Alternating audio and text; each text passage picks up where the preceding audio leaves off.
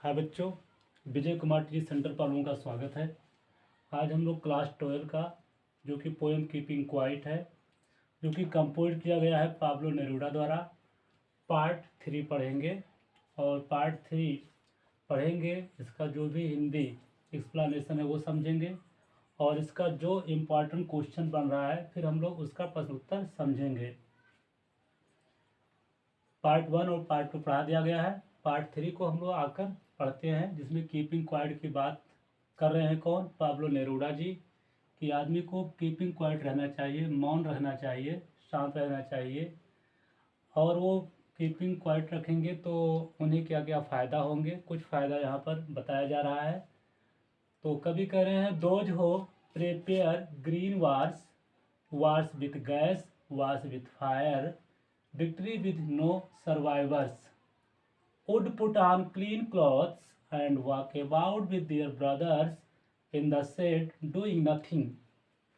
तो कभी कह रहे हैं, दोज मतलब वह, हो मतलब यहाँ पर जो, प्रिपेयर मतलब तैयारी करते हैं, ग्रीन वार्स, ग्रीन मतलब होता है बच्चों हरा, और वार मतलब होता है युद्ध। तो हरा युद्ध मतलब होता है हरित क्रांति। क्या हो जाएगा बच्चों यहाँ पर?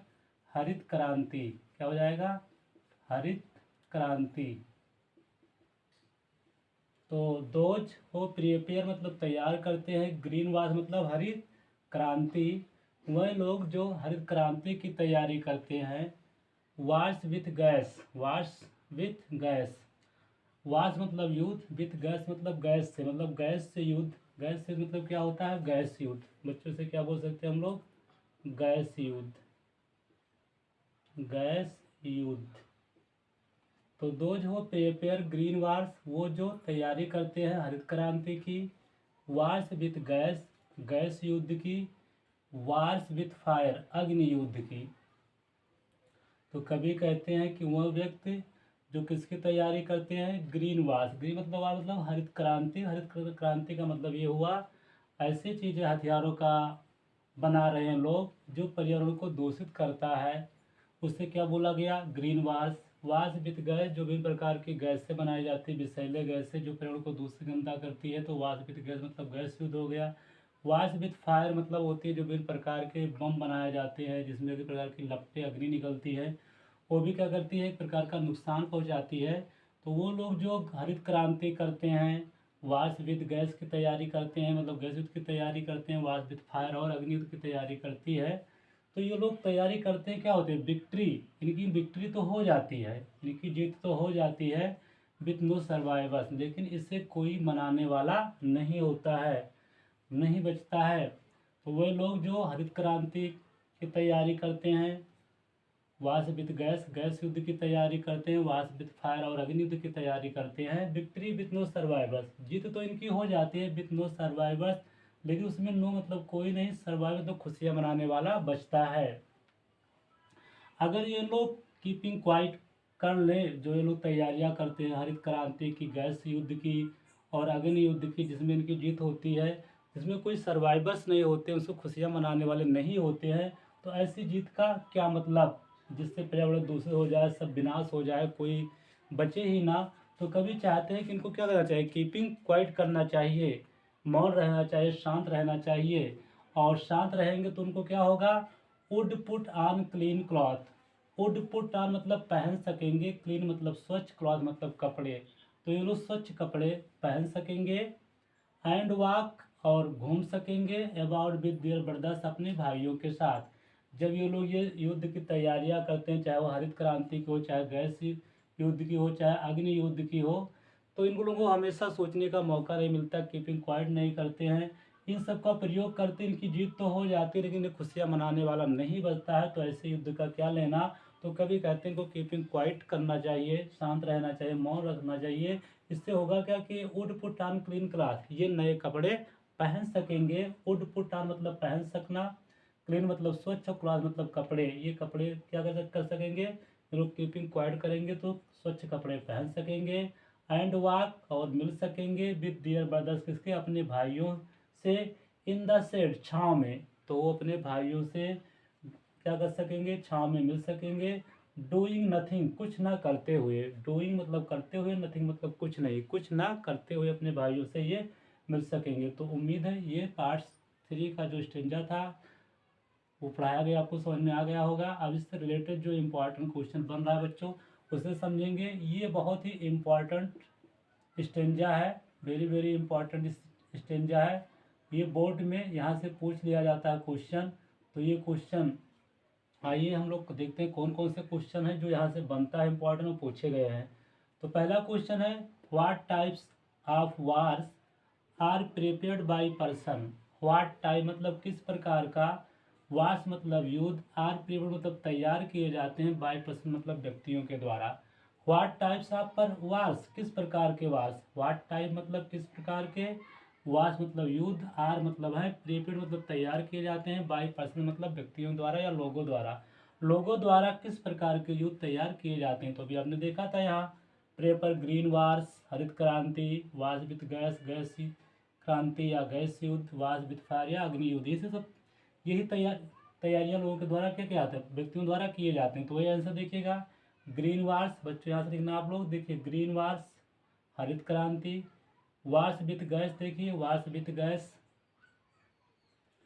गैस क्रांति एंड वार्स विथ फायर और अग्नि क्रांति आर प्रिपेयर्ड। फिर यहाँ से बच्चों का लेना, आर प्रिपेयर्ड बाई पर्सन, लोगों के द्वारा तैयार किए जाते हैं। तो हरित क्रांति, गैस की क्रांति और अग्नि क्रांति आर प्रिपेयर्ड मतलब तैयार की जाती है, बाई पर्सन मतलब व्यक्तियों के द्वारा। तो व्यक्तियों के द्वारा कौन सी क्रांतियाँ तैयार की जाती है बच्चों, एक तो होता है पहला ग्रीन वार्स, ये देखिए यहाँ से देखिएगा ग्रीन वार्स, यहाँ से नोट कीजिएगा। वार्स विथ गैस, कौन सा गैस, गैस युद्ध, एंड वार्स विथ फायर और अग्नि युद्ध आर प्रिपेयर्ड। फिर बच्चों यहाँ से आर प्रिपेयर्ड तैयार किए जाते हैं, बाई पर्सन मतलब व्यक्तियों के द्वारा। तो उम्मीद है ये क्वेश्चन आपको बिल्कुल समझ में आ गया होगा। और आइए हम लोग क्वेश्चन नंबर इसका 2 है वो समझते हैं। What is the end of the such wars. What is the end, what मतलब क्या, इज मतलब है, एंड मतलब समाप्ति, ऑफ सच वार्स मतलब ऐसे युद्धों का। ऐसे युद्धों का समाप्ति क्या है, मतलब जब ऐसा युद्ध होगा तो उसकी समाप्ति में क्या परिणाम निकलेगा। क्या आया था बच्चों यहाँ पर कि यहाँ पर तो जीत तो हो जाएगी लेकिन उसका कोई सर्वाइवर्स नहीं होगा, उससे कोई खुशियाँ मनाने वाला ही नहीं होगा। तो ऐसे युद्ध का क्या लेना जहाँ सब कुछ जीत लिया जाए लेकिन वहाँ पर कोई खुशियाँ मनाने वाला ही ना हो, तो ऐसे युद्ध का क्या लेना। तो वही कवि कहते हैं कि what is the end of the such wars, ऐसे युद्धों का एंड समाप्ति क्या है। तो इन सच वार्स, ऐसे युद्ध में, देयर सीम्स द विक्ट्री, जहाँ क्या होती है, विक्ट्री तो होती है, जीत होती है, बट लेकिन विदाउट सर्वाइवर्स, लेकिन वहाँ खुशियाँ मनाने वाले नहीं होते हैं, बिना बिना खुशी मनाने वाले रहेंगे। तो ऐसे युद्धों का, इन सच वार्स, ऐसे युद्धों का अंत, इन सच वार्स, ऐसे युद्धों का अंत, दियर सीम टू विक्ट्री, जिसमें लोगों की जीत तो है बट विदाउट सर्वाइवर्स, लेकिन उसमें कोई खुशियाँ मनाने वाले नहीं हैं। What would such person do after keeping quiet. What क्या, वुड सच पर्सन ऐसे पर्सन डू करेंगे, व्हाट वुड सच पर्सन ऐसे व्यक्ति डू, वुड डू करेंगे, आफ्टर के बाद, कीपिंग क्वाइट, कीपिंग क्वाइट के बाद ऐसे व्यक्ति क्या करेंगे, ऐसे पर्सन क्या करेंगे, कीपिंग क्वाइट मौन रहने के बाद ऐसे व्यक्ति क्या करेंगे। तो आफ्टर कीपिंग क्वाइट देखिएगा बच्चों यहाँ से, आफ्टर कीपिंग क्वाइट, यही line, after keeping quiet such person ऐसे व्यक्ति वुड पुट क्लीन क्लॉथ, क्या कर सकेंगे बच्चों, would put on clean cloth, क्या कर सकेंगे, वुड पुट ऑन, यहाँ बच्चों को लिख देना ऑन, लिख देना ओ एन,